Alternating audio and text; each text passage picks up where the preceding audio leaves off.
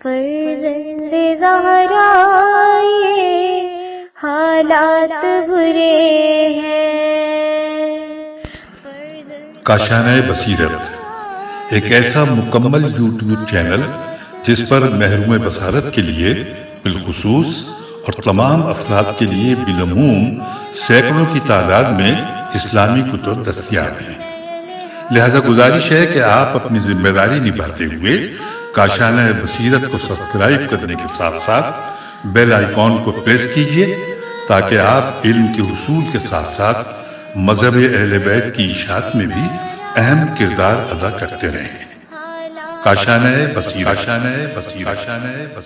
فرزند زہرا یہ حالات برے ہیں۔ بسم اللہ الرحمن الرحیم۔ السلام علیکم۔ یہ کتاب آپ کے لیے کاشانہ بصیرت کی یوٹیوب چینل کی جانب سے ریکارڈ کی جا رہی ہے۔ نام کتاب حیات القلوب، جلد دوم، تالیف علامہ مجلسی علیہ رحمہ۔ اب ہم کتاب کا پارٹ نمبر 59 پڑھیں گے۔ 32واں باب جنگ بدر کے حالات کا بقیہ حصہ، صفحہ نمبر 570۔ کلینی نے بسند حسن امام جعفر صادق علیہ السلام سے روایت کی کہ جب اصحاب روز احد حضرت کو مارکہ جنگ میں چھوڑ کر بھاگ گئے، حضرت نے ان کی جانب رخ کر کے پکارنا شروع کیا کہ میں محمد ہوں، میں خدا کا رسول ہوں، قتل نہیں ہوا ہوں، مجھ کو موت نہیں آئی، زندہ ہوں۔ یہ سن کر حضرت ابو بکر و عمر بھاگتے ہوئے حضرت کی طرف رخ کر کے بولے، اس وقت بھی جبکہ تمام لشکر بھاگ گیا ہے وہ ہم کو بیوقوف بناتے ہیں۔ حضرت کے پاس سوائے امیر المومنین اور ابو دجانہ انصاری کے اور کوئی باقی نہ تھا۔ حضرت نے ابو دجانہ کو دعا دی اور فرمایا تم بھی چلے جاؤ، میں نے تم کو اپنی بیعت سے رہا کر دیا، لیکن علی تو وہ مجھ سے ہیں اور میں ان سے ہوں۔ یہ سن کر ابو دجانہ رونے لگے اور سر آسمان کی طرف اٹھا کر بولے، نہیں، خدا کی قسم میں خود اپنے تئیں آپ کی بیعت سے رہا نہیں ہوں گا۔ یا رسول اللہ، میں کہاں جاؤں؟ کیا اپنی زوجہ کے پاس جاؤں جو مر جائے گی، اپنے لڑکے کے پاس جاؤں جو موت سے ہمکنار ہو جائے گا، اور گھر جاؤں جو ایک دن کھنڈر ہو جائے گا، اور مال و متاع کی حفاظت کروں جو آخر فنا ہو جائے گا، یا موت کی طرف رخ کروں جو آدمی سے نزدیک ہے؟ یہ سن کر حضرت نے ان پر لطف و کرم فرمایا اور ان کو جنگ کی اجازت دی۔ ایک طرف وہ لڑے تھے، دوسری طرف امیر المومنین ابو دجانہ زخموں سے بہت کمزور ہو گئے تھے۔ جناب امیر ان کو اٹھا کر حضرت کے پاس لائے اور زمین پر لٹا دی۔ ابو دجانہ نے عرض کی، یا رسول اللہ، کیا میں نے اپنی بیعت کو پورا کیا؟ حضرت نے فرمایا، ہاں پورا کیا، اور ان کے لیے دعائے خیر کی۔ اب صرف حضرت علی جنگ کر رہے تھے۔ جب مشرقین دائنی جانب سے حملہ کرتے تھے، جناب امیر جھپٹ کر ان کو پسپا کر دیتے تو وہ لوگ بائیں طرف سے حملہ کرتے۔ امیر المومنین تلواریں مار کر ان کو بھگا دیتے تھے۔ امیر المومنین یوں ہی مشغول قتال تھے کہ آپ کی تلوار ٹوٹ کر 3 ٹکڑے ہو گئی۔ حضرت وہ ٹکڑے لا کر جناب رسول خدا صلی اللہ علیہ وسلم کو دکھائے۔ اس وقت حضرت نے ان کو ذوالفقار عطا کی اور آپ کے پیروں کو دیکھا کہ شدت سے جنگ کرنے کی وجہ سے لرز رہے تھے، تو حضرت کی آنکھوں سے آنسو جاری ہو گئے اور دعا کی کہ پالنے والے، تو نے وعدہ فرمایا ہے کہ اپنے دین کو غالب کرے گا، اگر تو چاہے تو یہ امر تجھ پر دشوار نہیں ہے۔ امیر المومنین نے اس وقت عرض کی، یا رسول اللہ، میرے کانوں میں شدید آوازیں آ رہی ہیں اور کوئی کہتا ہے اقدم خیرون، اور اے خیرون آگے بڑھو، حیزون آگے بڑھو۔ حیزون جبرائیل کے گھوڑے کا نام ہے۔ امیر المومنین پھر عرض کرتے ہیں کہ یا رسول اللہ، جس شخص پر میں تلوار اٹھاتا ہوں وہ گر پڑتا ہے اور مر جاتا ہے قبل اس کے کہ تلوار اس کو لگے۔ حضرت نے فرمایا، وہ جبرائیل و میکائیل و اسرافیل علیہ السلام ہیں جو گروہ ملائکہ کے ساتھ ہماری مدد کو آئے ہیں۔ پھر جبرائیل آئے اور حضرت کے پہلو میں کھڑے ہو گئے اور بولے، یا رسول اللہ، مواسات و جان نثاری یہ ہے کہ جو علی آپ کے لیے کر رہے ہیں۔ حضرت نے فرمایا، علی مجھ سے ہیں اور میں علی سے ہوں۔ تو جبرائیل نے کہا، میں آپ دونوں سے ہوں۔ غرض امیر المومنین کی تلوار نے مشرقین کو میدان میں ٹھہرنے نہ دیا۔ آخر وہ بھاگ گئے تو حضرت نے فرمایا، اے علی، اپنی تلوار لیے ہوئے ان کے پیچھے جاؤ اور دیکھو، اگر وہ لوگ اونٹوں پر سوار ہیں اور گھوڑے خالی ہیں تو سمجھ لو کہ مکہ کی طرف جا رہے ہیں، اور اگر گھوڑوں پر سوار ہیں اور اونٹوں کو کھینچتے لیے جا رہے ہیں تو سمجھنا کہ وہ مدینے کا ارادہ رکھتے ہیں۔ حضرت علی گئے اور دیکھا کہ وہ اونٹوں پر سوار اور گھوڑوں کو خالی کھینچ رہے ہیں۔ ابو سفیان نے امیر المومنین کو دیکھ لیا اور کہا، اے علی، ہم سے کیا چاہتے ہو؟ ہم اب مکہ جا رہے ہیں، تم بھی واپس جاؤ۔ اس وقت جبرائیل نے ان کا کافروں کو تعقب کیا اور وہ جس قدر ان کے گھوڑے کی آواز سنتے تھے زیادہ تیزی سے بھاگتے تھے۔ جبرائیل ان کے پیچھے گروہ ملائکہ کے ساتھ برابر چلے جا رہے تھے۔ ابو سفیان کہتا تھا کہ اب محمد کا لشکر ہمارے قریب آ پہنچا۔ اس طرح وہ مکے میں داخل ہو گیا اور لوگوں سے کہا محمد کا لشکر یہاں تک ہمارا تعاقب کر رہا تھا۔ جب چوکیدار اور مزدور مکہ پہنچے تو انہوں نے بیان کیا کہ جب تم لوگ وہاں سے روانہ ہوئے تو ہم نے محمد کے لشکر کو دیکھا کہ وہ تمہاری جگہ آ کر ٹھہرے۔ ان کے آگے ایک شخص سرخ گھوڑے پر سوار تھا جو تمہارے تعاقب میں آ رہا تھا۔ کیونکہ فرشتے مسلمانوں کی شکل و لباس میں ان پر ظاہر ہوئے تھے، اہل مکہ نے ابو سفیان پر بھاگنے کی وجہ سے لعنت ملامت کی۔ پھر حضرت بھی احد سے روانہ ہوئے۔ امیر المومنین علم لیے ہوئے آپ کے آگے آگے تھے اور عقبہ سے چڑھ کر مدینے کی طرف متوجہ ہوئے۔ لوگوں نے علم کو دیکھا اور جناب امیر نے آواز دی کہ اے لوگو، رسول خدا صلی اللہ علیہ وسلم تشریف لا رہے ہیں، وہ نہ قتل ہوئے ہیں نہ مرے ہیں۔ ابو بکر و عمر نے کہا علی علم لے کر آ گئے۔ زنانیں انصار گھروں کے دروازوں پر حضرت صلی اللہ علیہ وسلم کے انتظار میں کھڑی ہو گئیں۔ حضرت کے مارے جانے کی خبر سے انہوں نے اپنے بالوں کو پریشان کر دیا تھا، اپنے چہروں کو نوچ نوچ کر زخمی کر لیا تھا، گریبان چاک کر کے اپنے سینوں کو مجروح کر لیا تھا۔ انصار نے جب یہ خوشخبری سنی اور خورشید جمال نبوی عقبہ سے طالع ہوا تو ان کی جان میں جان آئی اور عقبہ کی طرف دوڑے اور حضرت کو سلامتی کے ساتھ واپسی پر مبارکباد دی۔ جب حضرت مدینے میں داخل ہوئے اور مدینے کی عورتوں کا حال پریشان دیکھا تو آپ نے ان کے لیے دعائے خیر فرمائی اور فرمایا کہ اپنے گھروں میں جاؤ اور اپنے بدنوں کو چھپاؤ، اور فرمایا کہ خدا نے مجھ سے میرے دین کو تمام دینوں پر غالب کرنے کا وعدہ فرمایا ہے اور وہ اپنے وعدے کے خلاف نہیں کرے گا۔ اس وقت خدا نے آیت نازل فرمائی وما محمد الا رسول، جیسا کہ گزر چکی۔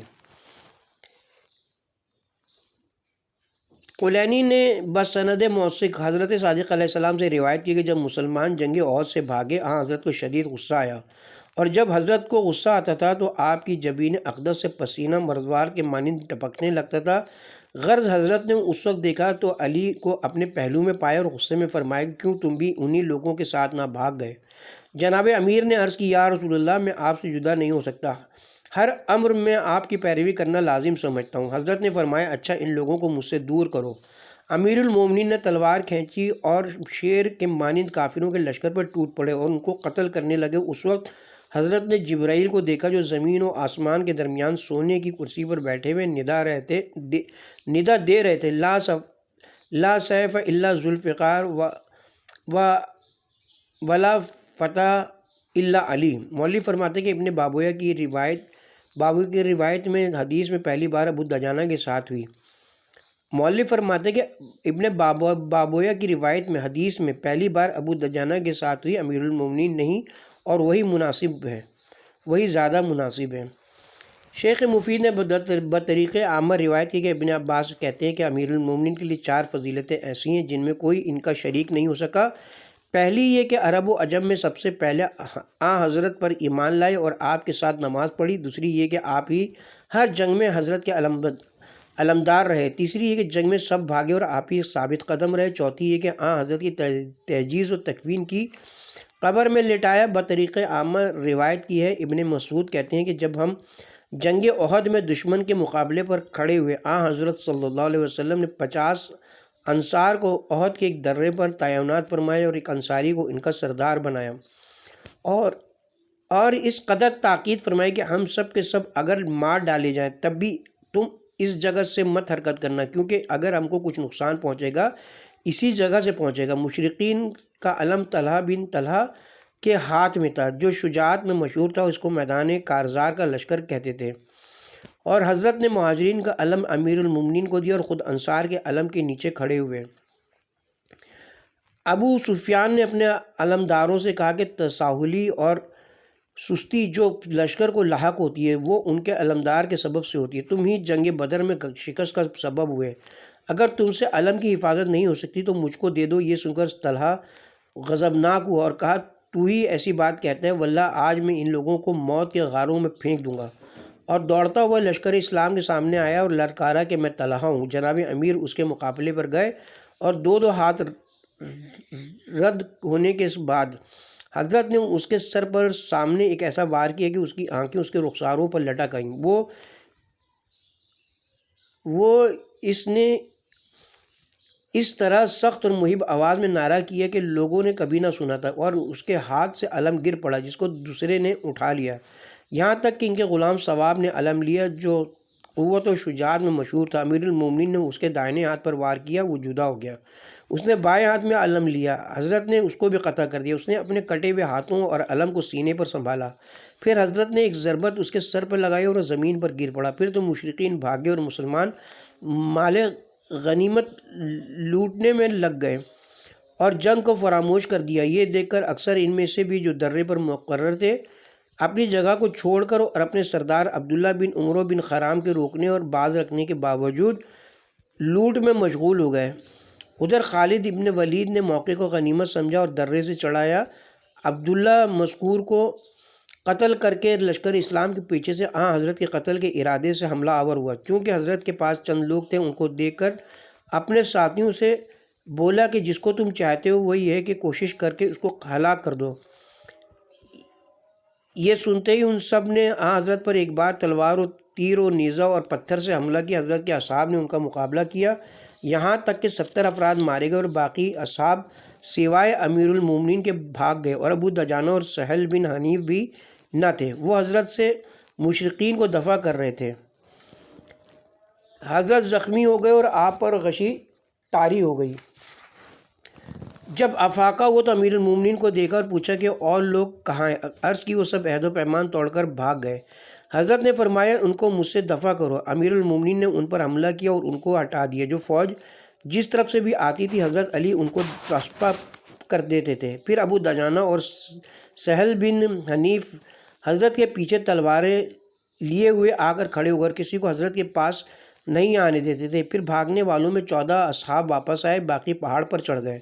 مدینے میں کسی نے جا کر شور مچا دیا کہ رسول اللہ شہید ہو گئے۔ یہ سنتے ہی لوگوں کی جان لوگوں پر آ گئی اور بھاگنے والے ادھر پر حیران و پریشان تھے، اور وحشی ملعون ہندا کے کہنے سے حضرت حمزہ کی طاق میں ایک درخت کی آڑ میں بیٹھا ہوا تھا۔ حضرت حمزہ نے اس کو دیکھا تو اس پر تلوار لگائی، وہ خالی گئی۔ اب وحشی نے وار کیا جو حضرت حمزہ کی ران پر لگا اور حضرت گھوڑے سے گر پڑے۔ تبریسی کی روایت کے مطابق حضرت صادق علیہ السلام نے فرمایا کہ حمزہ مشرکین کو قتل کرتے اور پھر اپنی جگہ پر آ کر کھڑے ہو جاتے تھے۔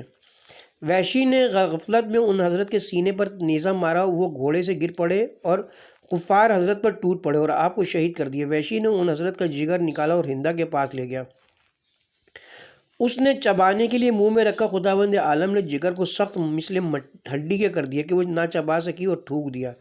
جلیس بن علقمہ کا بیان ہے کہ میں نے دیکھا کہ ابو سفیان گھوڑے پر سوار حضرت حمزہ کے سرانے کھڑا تھا اور اپنے نیزے سے حضرت کے دہنے اقدس پر مار رہا تھا اور کہتا جاتا تھا اے سرکش اب مزہ چکھ۔ میں نے کہا اے گروہ کنانہ، اس شخص کو دیکھو کہ یہ بزرگ قریش ہونے کا دعویٰ کرتا ہے، اپنے مردہ پسر کو کیا کہہ رہا ہے۔ یہ سن کر وہ ملعون نادم ہوا اور بولا تو نے سچ کہا، یہ میری غلطی تھی، لوگوں پر ظاہر نہ کرنا۔ مختصر یہ کہ شیخ مفید کی سابقہ روایت میں ایک پھر ہندا حضرت حمزہ کی لاش پر آئی اور آپ کا پیٹ چاکی اور آپ کا جگر نکالا اور کان اور ناک اور آپ کے دوسرے اعضاء کاٹے۔ زید بن وہاب کہتے ہیں کہ میں نے ابن مسعود سے کہا کہ علی بن ابی طالب اور ابو دجانہ اور سہل بن مسعود کے سوا تمام صحابہ بھاگ گئے تھے۔ ابو مسعود نے کہا نہیں، پہلے تو ابو دجانہ اور سہل بھی بھاگ گئے تھے، بعد میں واپس آئے تھے۔ راوی نے پوچھا ابو بکر و عمر کہاں تھے؟ ابن مسعود نے کہا وہ بھی بھاگنے والوں میں شامل تھے۔ اس نے کہا علی کا ثابت قدم رہنا ایسے موقع پر حیرت کی بات ہے۔ ابو مسعود نے کہا فرشتے بھی حضرت کی مردانگی اور شجاعت پر تعجب کرتے تھے، شاید تم کو نہیں معلوم کہ جبرائیل اس روز ندا دے رہے تھے کہ لا سیف الا ذوالفقار ولا فتح الا علی۔ لوگ اس آواز کو سنتے تھے اور کسی کو دیکھتے نہ تھے۔ جب حضرت سے اس کا ذکر کیا تو آپ نے فرمایا وہ جبرائیل تھے۔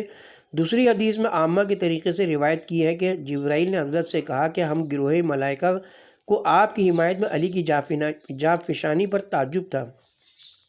حضرت نے فرمایا وہ کیوں کر نہ کرتے حالانکہ وہ مجھ سے ہیں اور میں ان سے ہوں۔ جبرائیل نے کہا میں بھی آپ دونوں سے ہوں۔ پھر دوسری حدیث میں مخالفوں کے طریق سے روایت کی ہے کہ امیر المومنین فرماتے ہیں کہ جب لشکر اسلام روز احد بھاگا اور صحابہ نے حضرت کو تنہا چھوڑ دیا تو حضرت بہت پریشان ہوئے اور میں حضرت کے آگے تھا اور مشرکین سے جنگ کر رہا تھا۔ واپس آیا تو حضرت کو نہ دیکھا اور تلاش کے باوجود نہ پایا، تو دل میں کہا کہ مجھے یہ تو یقین ہے کہ حضرت بھاگ نہیں سکتے اور کشتوں کے درمیان بھی نہیں ہیں، شاید خدا نے ان کو آسمان پر اٹھا لیا۔ پس میں نے اپنی نیم شمشیر توڑ کر پھینک دی اور ٹھان لی کہ جنگ کروں گا یہاں تک کہ میں بھی مارا جاؤں۔ یہ سوچ کر میں نے کافروں پر حملہ کیا اور ان کو سامنے سے بھگا دیا تو دیکھا کہ حضرت زمین پر بے ہوش پڑے۔ میں حضرت کے سرانے کھڑا ہو گیا۔ حضرت نے آنکھیں کھولیں اور فرمایا، یا علی، میرے ساتھیوں نے یہ کیا کیا؟ میں نے عرض کی، یا رسول اللہ، وہ کافر ہو گئے کہ آپ کو تنہا چھوڑ گئے۔ اسی اثنا میں ایک گروہ نے حضرت کی طرف رخ کیا، فرمایا کہ اے علی، اس جماعت کو مجھ سے دفع کرو۔ میں تلوار کھینچ کر ان کی طرف بڑھا اور دائیں بائیں حملے کرنے لگا یہاں تک کہ ان کو بھگا دی۔ تو حضرت نے فرمایا، اے علی، اپنی مدح نہیں سن رہے ہو کہ آسمان پر ایک فرشتہ جس کو رضوان کہتے ہیں ندا دے رہا ہے، لا سیف الا ذو الفقار ولا فتح الا علی۔ یہ سن کر خوشی کے سبب سے میرے آنسو نکل آئے اور میں نے خدا کا شکر کیا۔ مولوی فرماتے ہیں کہ لا فتح کی ندا خاصہ و عامہ کے طریقے سے متواتر ہے۔ ابن ابی الحدید اور ان کے مشہور علماء نے کہا کہ یہ تمام مشہور حدیثوں میں ایک حدیث ہے جس سے انکار نہیں کیا جا سکتا۔ پھر شیخ مفید نے حضرت صادق علیہ السلام سے بسند صحیح روایت کی کہ روز احد قریش کے 9 علمدار تھے اور علی علیہ السلام نے ان سب کو واصل جہنم کے اسی سبب سے کفار بھاگے اور آپ نے بنو مخزوم کو بہت ذلیل کیا اور شکست دے کر بھگا دیا، اور حکم بن اخنس کو جو مشہور بہادروں میں سے تھا ایسی تلوار ماری کہ اس کے پیر قطع ہو گئے اور اسی ضربت کے سبب دوزخ میں گیا۔ جب مسلمان بھاگ گئے، امیہ بن ابی حذیفہ زرہ پہنے ہوئے میدان میں چلنے لگا کہ آج روز بدر کا بدلہ لیا ہے۔ ایک مسلمان اس پر حملہ آور ہوا جو خود مسلمانوں کے ہاتھ سے گھبراہٹ میں مارا گیا۔ امیر المومنین نے اس پر وار کیا، آپ کی تلوار اس کے خود میں پھنس گئی۔ امیہ نے بھی حضرت پر وار کیا، امیر المومنین نے اس کو سپر پر روکا، اس کی تلوار سپر میں پھنس گئی۔ حضرت نے اپنی تلوار اس کے خود سے کھینچ لی اور اس نے سپر سے اپنی تلوار جدا کی۔ پھر حضرت نے ایک بار اس کے بغل کے نیچے کیا جس سے وہ واصل جہنم ہوا۔ پھر جناب امیر حضرت صلی اللہ علیہ وسلم کی خدمت میں واپس آئے۔ حضرت نے فرمایا، تم بھاگنے والوں کے ساتھ کیوں نہ چلے گئے؟ جناب امیر نے عرض کی، یا رسول اللہ، خدا کی قسم اس مقام سے حرکت نہ کروں گا یہاں تک کہ مارا جاؤں یا خداوند عالم فتح و نصرت عطا فرمائے جس کا اس نے آپ سے وعدہ فرمایا ہے۔ تو حضرت نے فرمایا، اے علی، تم کو خوشخبری ہو کہ خدا اپنا وعدہ پورا کرے گا، پھر کبھی کافروں کو میرے ساتھ ایسا موقع نصیب نہ ہوگا۔ اسی اثنا میں کچھ مشرکین حملہ آور ہوئے۔ حضرت نے فرمایا، ان پر حملہ کرو۔ حضرت امیر نے حملہ کیا اور حشام بن امیہ مخزومی کو قتل کر دیا اور وہ گروہ بھاگ گیا۔ پھر دوسرے لشکر نے حملہ کیا، اس حملے میں آپ نے عمر بن عبداللہ حجمی حمجئی کو قتل کیا، وہ سب بھی بھاگے، پھر واپس نہیں ہے۔ آخر بھاگے ہوئے مسلمان واپس آئے اور جب مسلمان مدینے میں پہنچے، جناب فاطمہ گریہ وزاری کرتی ہوئی حضرت کے استقبال کو آئیں اور اپنے ہمراہ ایک برتن میں پانی لیے ہوئے تھیں جس سے حضرت نے اپنا روئے مبارک دھویا۔ پھر امیر المومنین آئے، ان کے ہاتھ میں تلوار تھی جس سے خون ٹپک رہا تھا۔ جناب فاطمہ کو دے کر فرمایا کہ اس کو لو کہ اس تلوار نے مجھ سے جھوٹ نہیں کہا اور اپنی شجاعت کے اظہار میں رجس پڑا۔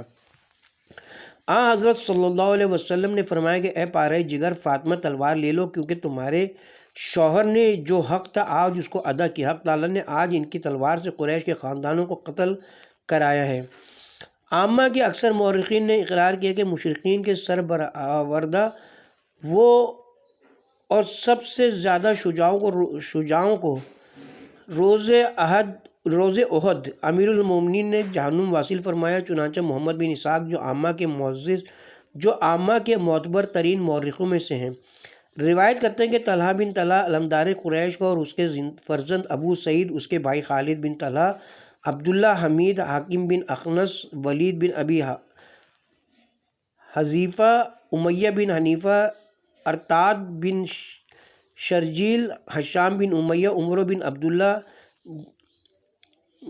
جہمی، بشر ابن مالک بن بنی عبدالدار کے غلام ثواب کو امیر المومنین نے قتل کیا اور فتح کا صحرا آپ ہی کے سر رہا۔ خداوند عالم نے تمام صحابہ پر ان کے بھاگنے کے سبب سے عطا فرمایا اور حضرت امیر کی اہل آسمان نے مدح کی۔ علی بن ابراہیم نے روایت کی کہ جب لڑائی ختم ہو گئی اور مشرقین واپس چلے گئے، حضرت نے فرمایا کہ سعد بن ربی کی بھی کسی کو خبر ہے؟ ایک شخص نے کہا میں ان کی تلاش میں جاتا ہوں۔ حضرت نے ایک طرف اشارہ کر کے فرمایا کہ اس مقام پر دیکھو، کیونکہ میں نے ان کو وہیں دیکھا تھا اور 12 نیزے ان کے جسم میں پیوست تھے۔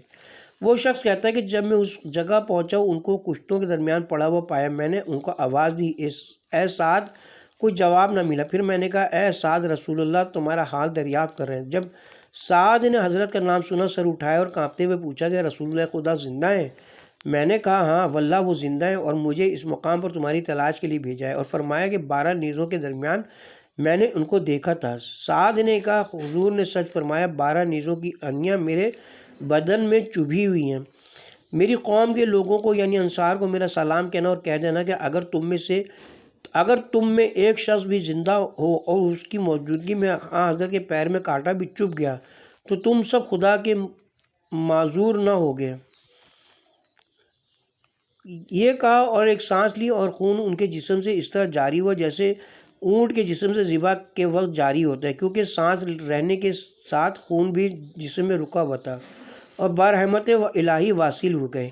راوی کہتا ہے کہ میں نے واپس آ کر حضرت صلی اللہ علیہ وسلم سے ان کی گفتگو بیان کی۔ حضرت نے فرمایا خدا سعد پر رحمت کرے کہ زندگی میں بھی انہوں نے میری مدد کی اور مرتے وقت بھی میری حمایت کی وصیت کر گئے کر گئے۔ پھر فرمایا کہ کوئی ہے جو میرے چچا حمزہ کی خبر لائے۔ حارث بن سما اٹھے اور کہا میں جانتا ہوں جہاں وہ پڑے ہوئے ہیں۔ پھر ان کے پاس گئے، ان کی حالت دیکھی اور حضرت سے کہنا گوارا نہ کیا، تو حضرت نے امیر المومنین کو بھیجا۔ آپ نے بھی ان کی وحشت اثر کیفیت حضرت سے بیان کرنا پسند نہ کیا۔ آخر حضرت خود جناب حمزہ کی لاش کے پاس آئے، ان کو دیکھ کر رونے اور فرمایا خدا کی قسم کبھی ایسے مقام پر مجھے کھڑے ہونے کا اتفاق نہیں ہوا جہاں اس سے زیادہ مجھے غم و غصہ لاحق ہوا ہو۔ اگر خدا نے مجھے قریش پر اختیار اور قابو دیا تو ان کے 70 اشخاص کو اسی طرح حمزہ کے عوض قتل کر کے ان کے اعضاء جدا کروں گا۔ اس وقت حضرت جبرائیل نازل ہوئے اور یہ آیت لائے، پارہ نمبر 14 سورہ نحل آیت نمبر 126۔ اگر زخم پہنچاؤ تو اتنا ہی جس قدر تم کو زخم پہنچاؤ، اور اگر صبر کرو تو بے شک صبر کرنے والوں کے لیے بہتر ہے۔ تو حضرت نے فرمایا میں صبر ہی کروں گا اور انتقام نہ لوں گا۔ پھر حضرت نے برد یمنی کی چادر سے جو حضرت کے دوش مبارک پر تھی جناب حمزہ کے جسم پر ڈال دیے، جو ان کے تمام جسم کو نہ ڈھانپ سکی۔ اگر سر تک کھینچ کر چھپاتے تو پاؤں کھل جاتے تھے، اگر پاؤں تک کھینچ کر لے جاتے تو سر ننگا ہو جاتا۔ آخر حضرت نے سر تک تمام جسم کو چھپا دیا اور پیروں کو گھاس سے پوشیدہ کیا اور فرمایا کہ اگر یہ اندیشہ نہ ہوتا کہ زنانِ عبد المطلب روئیں پیٹیں گی تو بے شک میں ان کی لاش کو برہنہ ہی چھوڑ دیتا تاکہ جنگل کے جانور اور طیور ان کے گوشت کو کھاتے اور قیامت کے دن وہ ان کے پیٹ سے محشور ہوتے، کیونکہ اگرچہ یہ حادثہ بہت سخت ہے تاہم اس کا ثواب بھی بہت زیادہ ہے۔ پھر حضرت کے حکم سے شہیدوں کی لاشیں جمع کی گئیں، حضرت نے ان پر نماز پڑھی اور ان کو دفن کیا اور حمزہ پر نماز میں 70 تکبیریں کہیں۔ عیاشی نے بسند معتبر حضرت صادق علیہ السلام سے روایت کی کہ جب حضرت صلی اللہ علیہ وسلم جناب حمزہ کو اس حال سے دیکھا تو فرمایا اگر مشرقین پر قابو پاؤں گا تو ان کے اعضاء بھی قطع کروں گا اور ضرور قطع کروں گا۔ تو خدا نے یہ آیت نازل فرمائی وَإِنْ عَاقِبْتُمْ، تو حضرت نے فرمایا میں صبر کرتا ہوں۔ کلینی اور سند طوسی نے بسند معتبر حضرت امام محمد باقر اور امام جعفر صادق علیہ السلام سے روایت کی کہ حضرت نے جناب حمزہ کو انہی کے خون آلود کپڑوں میں دفن کیا اور اپنی چادر کا اضافہ فرما دیا تھا۔ وہ چھوٹی تھی تو پیروں کو گھاس سے چھپا دیا تھا اور نماز میں ان پر 70 تکبیریں کہیں اور 70 دعائیں پڑھیں، اور حدیث سے صحیح میں وارد ہوا ہے کہ حمزہ کو حضرت نے کفن دیا کیونکہ دشمنوں نے ان کو برہنہ کر دیا تھا۔ علی بن ابراہیم نے روایت کی کہ شیطان نے مدینے میں شور مچا دیا تھا کہ محمد قتل ہو گئے۔ یہ سن کر مہاجرین اور انصار کی عورتیں سر پیٹتی اور گریہ وزاری کرتی ہوئی گھروں سے نکل پڑیں اور جناب فاطمہ زہرا ننگے پیر احد کی جانب چلیں۔ جب حضرت کے پاس پہنچی حضرت بھی ان کو روتے ہوئے دیکھ کر گریہ ہوئے۔ ابو سفیان نے کہا آئندہ سال ہم پھر تم سے چاہے بدر پر جنگ کریں گے۔ حضرت نے جناب امیر سے فرمایا کہ کہہ دو کہ ہاں ایسا ہی ہوگا۔ پھر حضرت نے کوچ کیا اور مدینے میں آئے۔ عورتیں حضرت کے استقبال کے لیے نکل پڑی، نہا کرتی تھیں اور روتی تھیں اور اپنے کشتوں کے حالات پوچھتی تھیں۔ پھر زینب بنت حجش حضرت کے استقبال کے لیے آئیں اور کشتوں کے حالات دریافت کیے۔ آپ نے فرمایا خدا کی خوشنودی کے لیے صبر کرو۔ پوچھا کس کی جدائی میں؟ فرمایا اپنے بھائی کی شہادت پر۔ زینب نے کہا انا للہ و انا الیہ راجعون، ان کو شہادت مبارک ہو۔ پھر حضرت نے فرمایا کہ خدا کی رضامندی کے لیے صبر کرو۔ پوچھا کس پر؟ فرمایا حمزہ بن ابی طالب پر، حمزہ بن عبد المطلب پر۔ کہا انا للہ و انا الیہ راجعون، ان کو بھی شہادت گوارا ہو۔ پھر حضرت نے فرمایا خدا کے لیے صبر کرو۔ پوچھا کس پر؟ فرمایا اپنے شوہر مسیب بن عمیر کی شہادت پر۔ زینب نے کہا واہ حزنا، ہائے یہ مصیبت۔ تب حضرت نے فرمایا عورت کے لیے شوہر کا وہ مرتبہ جو کسی کے لیے کسی کا نہیں ہے۔ تو زینب نے کہا بچوں کے یتیم ہونے کا خیال آ گیا۔ علی بن ابراہیم کی روایت تمام ہوئی۔ شیخ تبریسی نے روایت کی کہ بنی نجار کی ایک عورت کے شوہر، بھائی اور فرزند جنگ میں شہید ہو گئے تھے۔ وہ جب احد میں پہنچی تو اس نے ان میں سے کسی کا حال نہیں پوچھا اور سب سے پہلے یہ دریافت کیا کہ آیا رسول خدا صلی اللہ علیہ وسلم زندہ ہیں؟ لوگوں نے کہا ہاں۔ اس نے کہا میں حضرت کی زیارت کرنا چاہتی ہوں۔ لوگوں نے راستہ چھوڑ دیا اور بیچ سے ہٹ گئے۔ وہ مومنہ حضرت کی خدمت میں پہنچی اور آپ کو دیکھ کر کہا یا رسول اللہ، آپ سلامت ہیں تو ہر مصیبت آسان ہے، یہ کہا اور واپس چلی گئی۔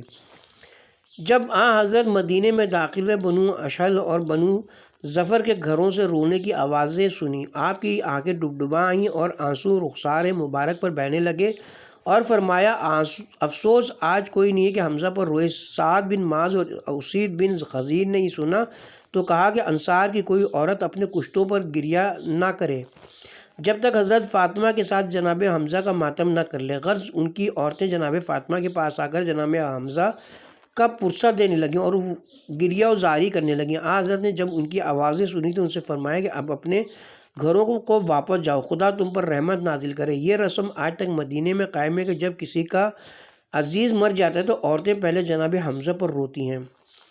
واضح ہو کہ مورخین و مفسرین میں مشہور یہ ہے کہ جنگ احد ہجرت کے تیسرے سال ماہ شوال میں واقع ہوئی اور شیخ تبریسی اور شہر آشوب اور ابن شہر آشوب اور شیعوں کے اکثر مورخین کی روایت کے مطابق 12 شوال روز چار شنبہ کو جنگ ہوئی اور شہرت کے مطابق کفار کا لشکر 3000 تھا۔ بعضوں نے اور زیادہ بیان کیے، بعض نے 2000 کہے اور بعض کہتے ہیں کہ ان میں 2000 گھوڑے سوار تھے اور 700 زرہ پوش، ان کے ساتھ 3000 اونٹ تھے اور حضرت کے اصحاب ایک روایت کے مطابق 1000 اشخاص تھے اور ایک روایت کے مطابق 700۔ حضرت امام جعفر صادق علیہ السلام سے منقول ہے کہ صرف 600 افراد تھے اور علی بن ابراہیم کی روایت ہے کہ عبداللہ بن ابی 300 منافقین کے ساتھ حضرت سے جدا ہو کر مدینہ واپس چلا گیا تھا۔ اس کا مضمون اگلے صفحے پر دیکھیے۔ فصل کتاب کا حاشیہ مؤلف فرماتے ہیں کہ بعید نہیں کہ اس ملعون کے واپس جانے کے بعد 600 یا 700 افراد باقی رہ گئے ہوں، لہٰذا روایتیں ایک دوسرے کے موافق ہو جاتی ہیں۔ فصل ان زخموں کا بیان جو حضرت کے جسد اقدس کو پہنچے، اس میں علماء شیعہ و سنی کے درمیان اختلاف ہے۔ اکثر لوگوں کا اعتقاد یہ کہ ایک زخم حضرت کی پیشانی مبارک پہ لگا تھا اور آپ کا لب اقدس زخمی ہو گیا تھا اور آگے کے دانتوں میں سے ایک دانت ٹوٹ گیا تھا، اور بعض روایتوں سے ظاہر ہوتا ہے کہ حضرت کے دانت نہیں ٹوٹے تھے اور یہ شیعوں کی روایت سے زیادہ قریب ہے۔ اور شیخ توسی نے ابن عباس سے روایت کی کہ روز احد عتبہ بن ابی وقاص نے آپ کے 4 دانت سامنے کے توڑ دیے تھے اور حضرت کے چہرے اقدس کو زخمی کر دیا تھا کہ خون جاری ہو گیا تھا۔ تو حضرت نے فرمایا وہ گروہ کیوں کر نجات پائے گا جو اپنے پیغمبر کو ایسی اذیت دیتا ہے۔ ایک روایت کے مطابق حضرت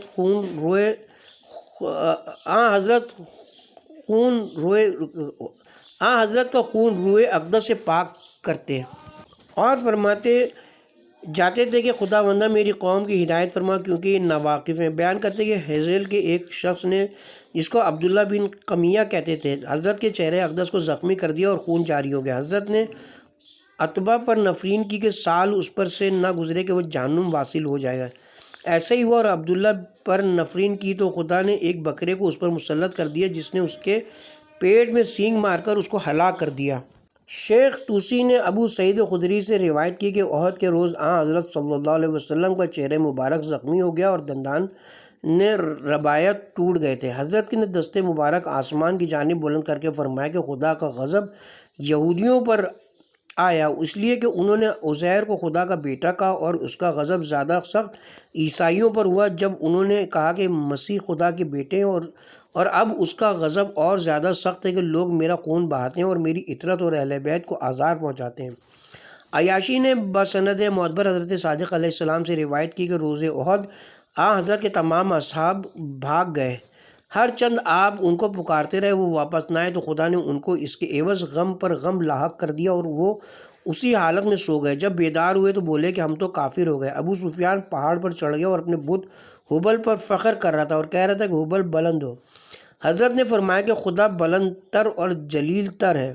حضرت کے دندان رباعیت ٹوٹ گئے تھے۔ حضرت نے دعا کی کہ خدا بندہ تجھ کو قسم دیتا ہوں کہ تو نے جو وعدہ فتح و ظفر کیا اسے پورا کر، اگر تو میری مدد نہ کرے گا تو کوئی تیری عبادت نہ کرے گا۔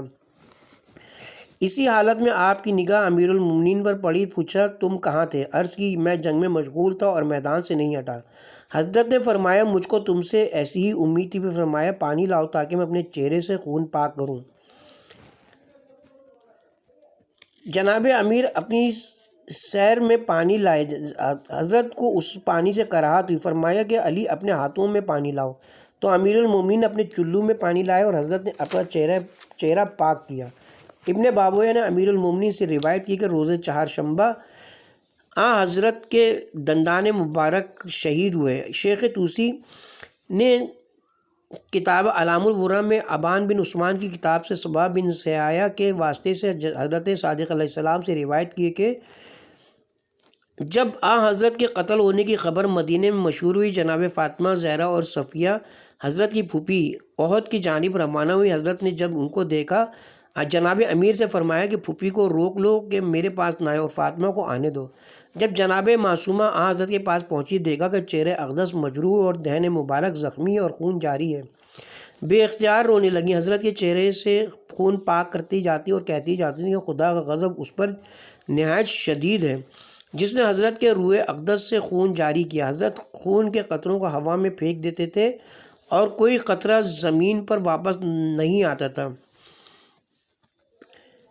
حضرت صادق علیہ السلام نے فرمایا کہ اگر خون کا کوئی قطرہ زمین پر گر جاتا تو خدا کی قسم اہل عرب پر عذاب نازل ہو جاتا۔ راوی نے حضرت سے پوچھا کہ اہل سنت کہتے ہیں کہ حضرت کے دندان مبارک ٹوٹ گئے تھے۔ امام نے فرمایا نہیں واللہ حضرت کا کوئی عضو ناقص نہیں ہوا تھا، یہاں تک کہ آپ دنیا سے تشریف لے گئے، لیکن مشرقین نے حضرت کے روح اقدس کو زخمی کر دیا تھا۔